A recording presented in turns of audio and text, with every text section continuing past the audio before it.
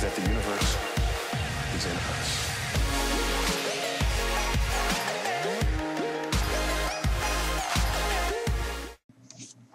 Hey guys, Deal Games here, and today we are back with my unboxing and initial review of the Nyko Playpad. And as you can see, it is a Bluetooth controller for Android devices, and comes in some pretty nice packaging. I just got this from Amazon via FedEx, and just from what I can see on the box, it looks pretty good. We're going to take a look at some of the buttons. I'll tell you how they feel, and you can decide if you like one of these for your tablets or phone or whatever you've got.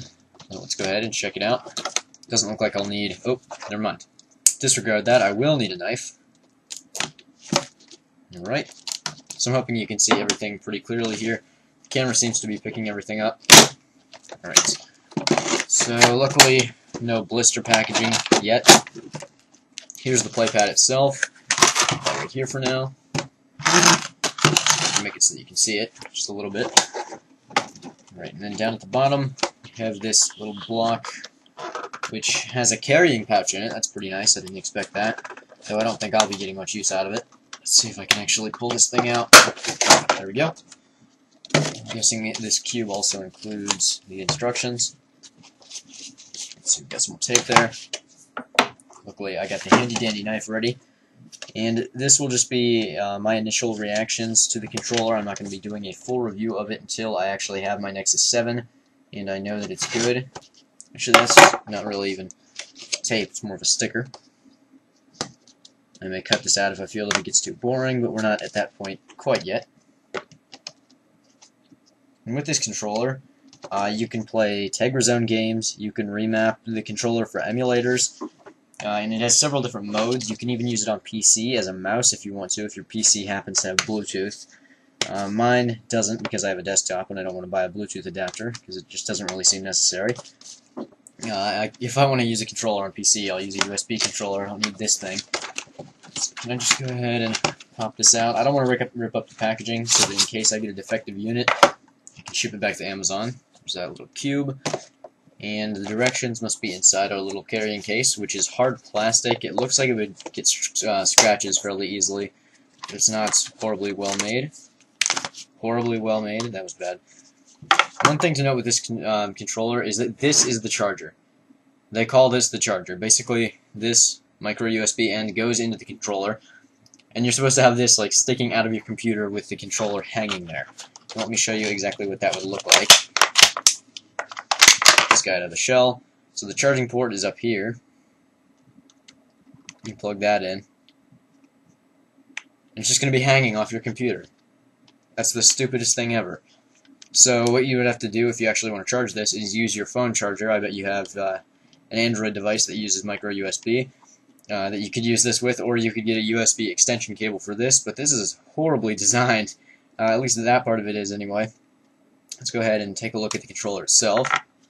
So we have two little joysticks which don't seem too bad.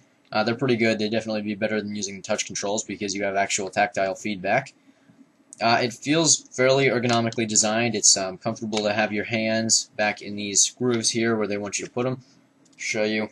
You can see it's actually fairly comfortable. It is about the size of an iPhone 5, only quite a bit thicker. And I assume it would fit in my pocket. I'll have to test that out later, and I'll let you know what I think of it in a future Deals Gap episode or a full review of it. Alright, it has some notification LEDs up here. And on the top we have our charging port and this little switch which allows you to change between modes. We have the controller mode, the arcade mode, which is an app for iOS that allows you to play arcade games, and the mouse mode and the application mode. I'm not sure what app mode does. I don't think it does anything at this point, but a firmware update could fix that.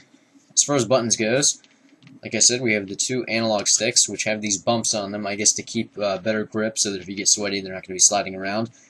But I think what I may end up doing is actually sanding those off, because those are really uncomfortable. And just playing with it here a little bit, I can honestly say I don't like those.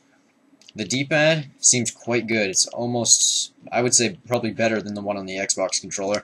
But a very nice D-pad, very responsive, good tactile feedback to it. We have a back, home, and start menu. I can see it has a little bit of power because it's flashing there. And then we have, obviously, A, B, X, Y buttons. I'm hoping I'm getting everything in view here.